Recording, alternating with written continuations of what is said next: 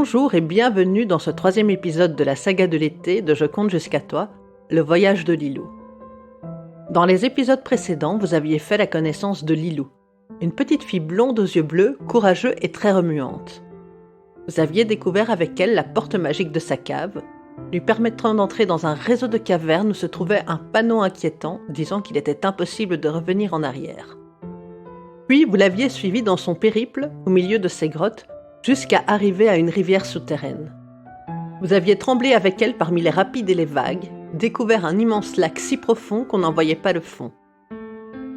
Vous avez suivi Lilou dans sa descente jusqu'au fond de ce lac magique où l'on peut respirer et où les animaux semblent mi-poissons, mi-chats.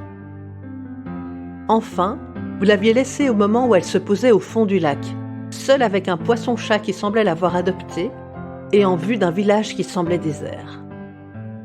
Voici maintenant la suite de ses aventures. Lilou avance sur le chemin. Le poisson-chat collé dans ses bras ronronne comme un bienheureux. Ses poils bleutés bougent un peu, comme s'il y avait du vent, et il demande des caresses. Elle le papouille distraitement en avançant sur le chemin et arrive à un village. Quelques maisons, en pierre ou en briques, des toits de tuiles et d'ardoises.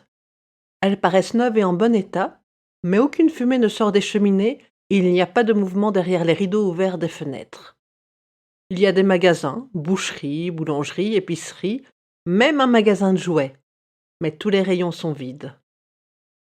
Elle pousse la porte des maisons. Toutes sont meublées. Il y a des lits, des chaises, des tables, du bois dans la cheminée, mais aucune trace de gens. Elle est seule, avec pour toute compagnie son poisson-chat. Elle sort. Sur la place du village se trouve une fontaine toute ronde. L'eau sort de vases que tiennent une sirène, un centaure, un être mi-homme mi-cheval et une dryade, une créature mi-plante mi-femme. Lilou s'assied sur le bord de la fontaine, prend de l'eau dans sa main, la sent et la boit prudemment. Tout à coup, elle éclate de rire. L'eau a le goût de la grenadine, et c'est rigolo, parce qu'elle y pensait justement. Elle en reprend dans le creux de sa main, la tend à son petit poisson-chat. Il la lappe avec plaisir. Elle goûte l'eau que le chat a bu et rigole encore. Ça goûte le lait.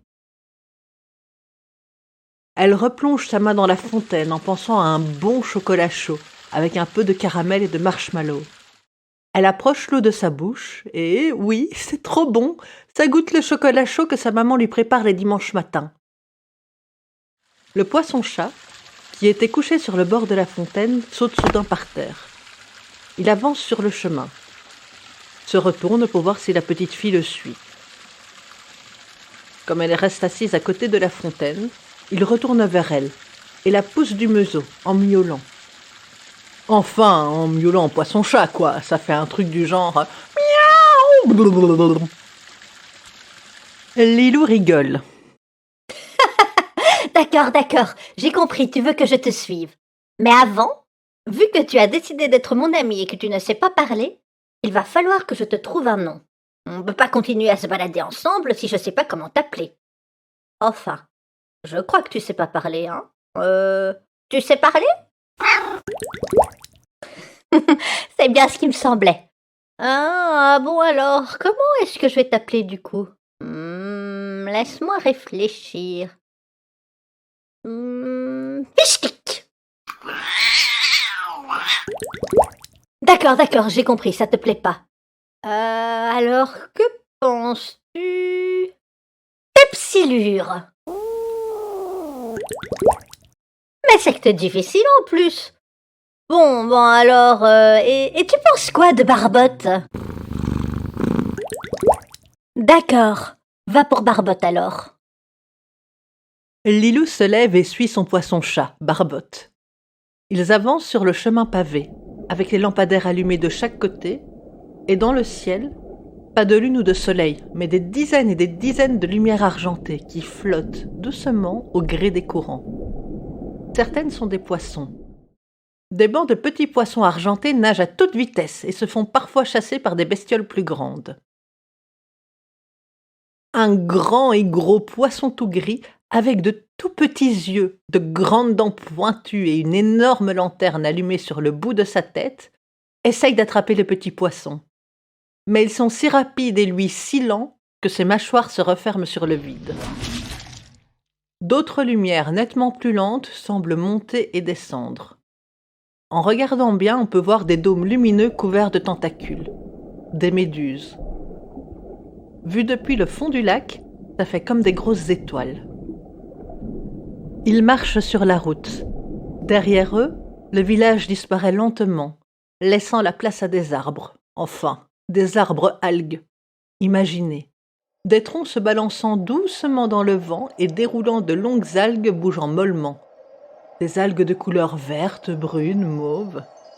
Et au milieu de cette forêt, des poissons-chats qui jouent à se poursuivre, des poissons rapides et des méduses paresseuses. Ils avancent, traversent la forêt, toujours en suivant le sentier.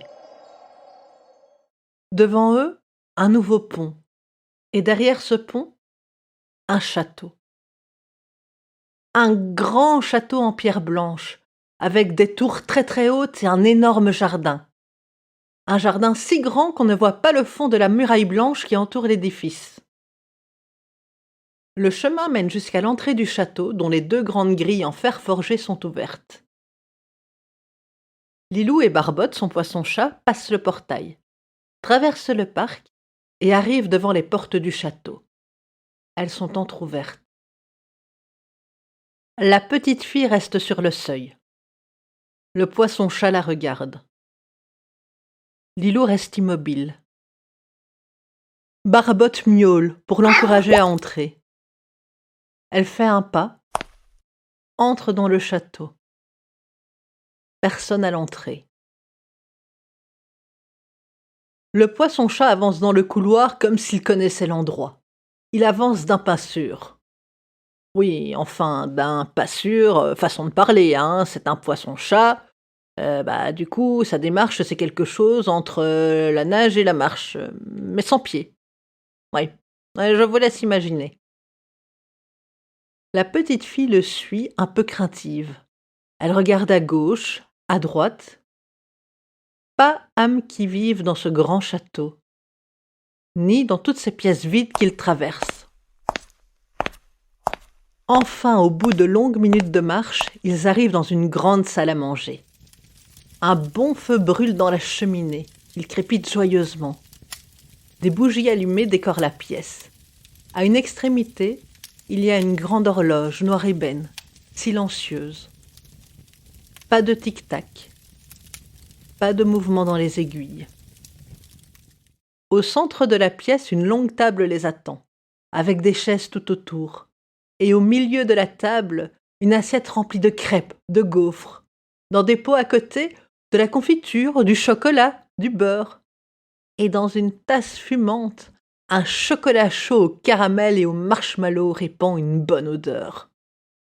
Il y a aussi une corbeille remplie de fruits. Et puis une gamelle avec de l'eau et des croquettes, pour chat, ou alors pour poisson. Peut-être même que c'est des croquettes pour poisson-chat. Barbotte saute directement sur la table. Dis donc, t'es sûr qu'on peut faire ça? On n'est pas chez nous, là. On va se faire disputer. Enfin bon, en même temps, y a personne. C'est mon repas préféré. Et puis, j'ai faim, moi. T'as l'air vachement d'accord, toi. Elle gratouille le poisson-chat derrière les oreilles. Ou alors c'est peut-être derrière ses ouïes. Et elle se met à table. Elle mange, elle dévore les crêpes après avoir mis une bonne dose de chocolat dessus. Prend une poire, une pêche, boit son chocolat bien chaud et range ses couverts. À côté d'elle, Barbotte, après avoir vidé complètement sa gamelle, rote, se remet sur ses nageoires et encourage la fillette à le suivre. Il la conduit dans des couloirs, passe par des escaliers, monte, descend, prend des passages secrets, jusqu'à arriver devant une grande porte en bois. Il la pousse doucement du museau. La porte s'ouvre. sur une énorme chambre avec un grand lit à baldaquin surmonté d'une couette douillette. Sur la couette, un pyjama avec des dessins de licornes et de Pokémon.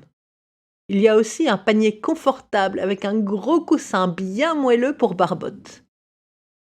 À côté du lit, un hippocampe à bascule et des tas de jouets. Et un grand coffre avec des robes, des pantalons, des shorts, plein de vêtements. Tous à la taille de Lilou. Par la fenêtre ouverte, elle aperçoit un grand jardin. Un parc couvert de fleurs, rempli d'arbres comme chez elle et d'algues arbres. Des fontaines aussi, et là-bas, tout au loin, une plaine de jeux, avec un toboggan et une grande balançoire. Lilou bâille. Elle se met en pyjama. À côté de la chambre se trouve une grande salle de bain, avec une immense baignoire et des tas d'accessoires, brosses, peignes à cheveux, élastiques, bains moussants, dentifrice. Elle cherche dans tout ce bazar et trouve une brosse à dents. Elle se regarde dans le miroir, tire la langue et se lave les dents. Brosse ses cheveux et bâille encore une fois.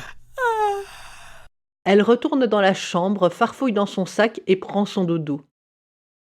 Puis, elle se couche dans son lit et serre tout contre elle sa peluche. Barbotte teste son panier, tourne sur lui-même, patouille le coussin avec ses nageoires et finit par s'allonger. Lilou fait un dernier câlin à son doudou et remonte la couverture sur elle. Elle veut s'endormir, mais sa famille lui manque. Une larme roule le long de sa joue. Barbotte, le poisson-chat, sort de son panier et vient se blottir dans ses bras. Elle caresse la douce fourrure de l'animal et ils s'endorment, l'un contre l'autre.